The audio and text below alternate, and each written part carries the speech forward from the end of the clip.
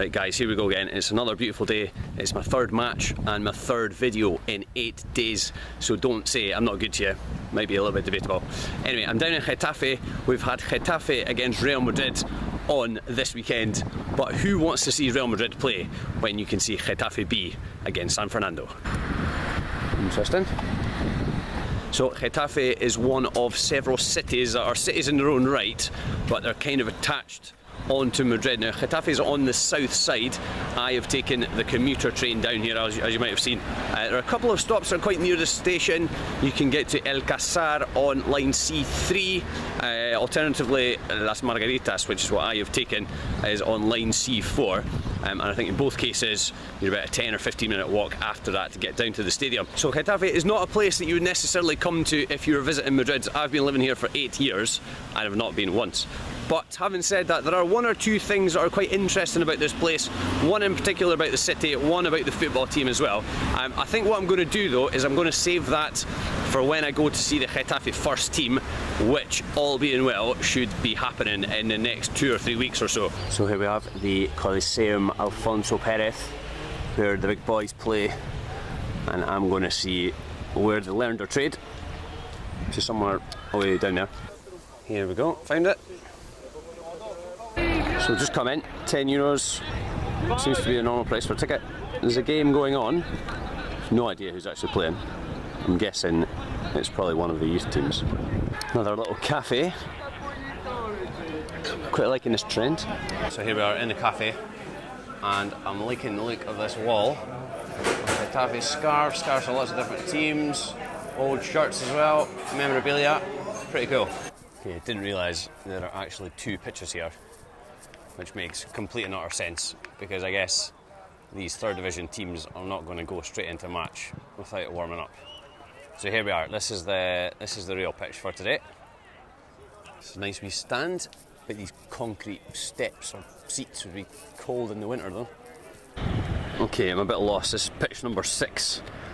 I've not seen 6 pitches, but I believe them.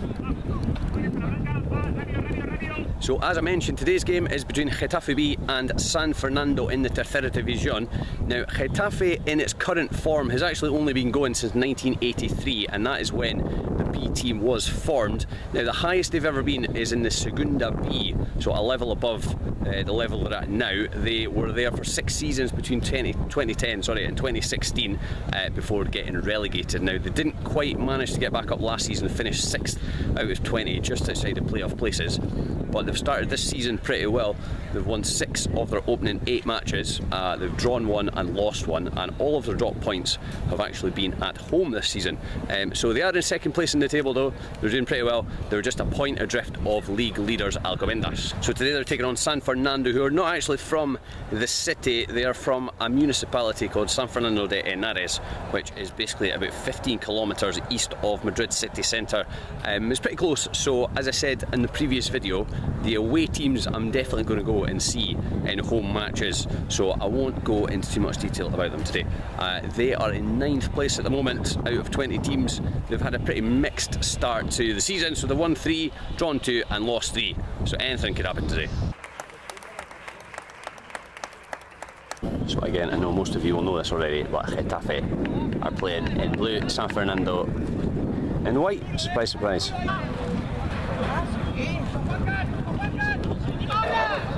I really need to start getting to these games earlier and get a seat in the shade. Can't wait for winter. Did bring protection today, I thought. Let's see if factor 50 is enough. Putting sun cream on in the middle of October. Everybody's looking at me and taking the piss, and they think I don't understand them.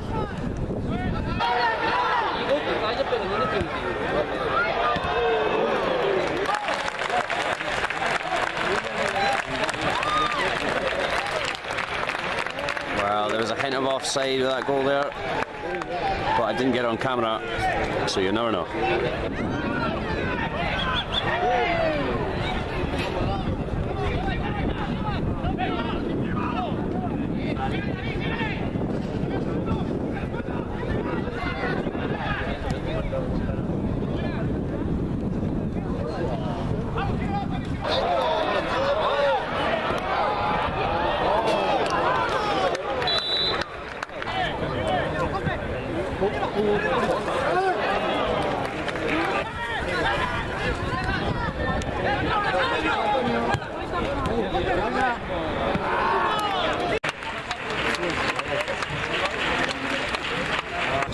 early goal gives Getafe B a 1-0 lead at half-time. They were definitely by far the more dangerous of the two teams, and they made quite a lot of dangerous runs in behind, and there's been a lot of good link-up play from their kind of wide players moving in from some central areas, and there was a couple of other chances that really could have put them further ahead. I think San Fernando at the start, they kind of really struggled on the ball. I don't know, they're playing on a grass pitch, which from my point of view is quite nice to see. I've not seen many of them lately, and I don't know, it's like almost as if they'd forgotten how to play on a grass pitch. They were miscontrolling it at the back all the time, not just getting them into trouble. They've come into the game a bit better, they've had a bit better control as the half wore on, but they really haven't threatened the goal at all. So there's another pitch away up at the far end there, so that's 4 that I've seen now. I've decided I'm going to watch the second half around on the other side. Now, I know it's not ideal because of the fence being here, but you know, I want to give you the real experience. Also want to give my right arm a break from the sun and even up the sunburn a little bit. Could have maybe get into that slither of shade that's been provided there by the floodlight. Just about can, you know. And the crowd go wild as the teams come out for the second half. Really can't believe this. That's 2 games in a row that I've missed a goal because I've been uploading something on Instagram. Never learn. Absolute beauty of a goal as well. I didn't actually see it, just didn't get it on camera. 2-0.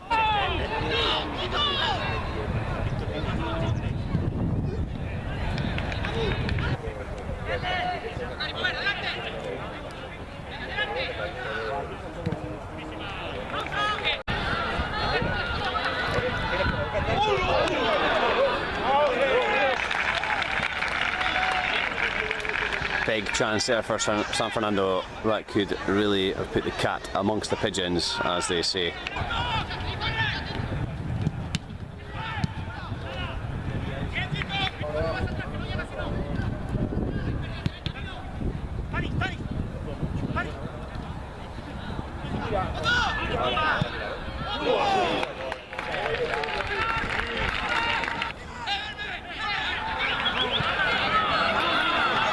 Can we get in?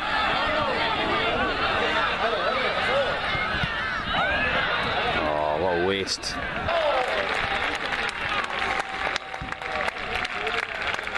"3-0, game well and truly over." This guy knows it.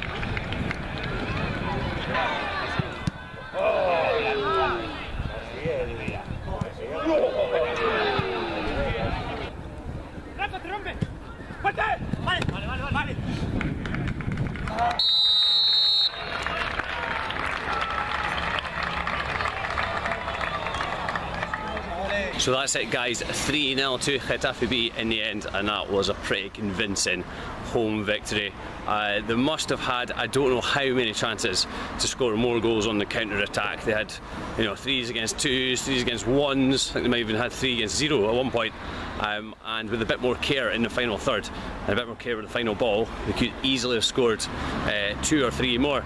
San Fernando, as I mentioned, during the second half, they had one big chance that they kind of squandered. It was the only time that they really worked a clear opening on the goal, and if they'd scored, that would have got it back to 2-1.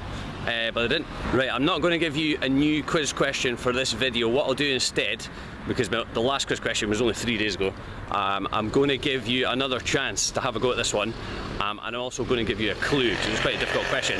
So the question was, what is the highest football pitch in Europe in terms of altitude? And the clue is it's named after a very famous football manager who I think is still currently managing. I'm not 100% sure about that, but he was very recently, in any case. Anyway, guys, I hope you've enjoyed this video. Remember to subscribe to the Team on Tour on YouTube, and you can also follow me on Twitter, on Facebook and on Instagram as well. See you for the next video.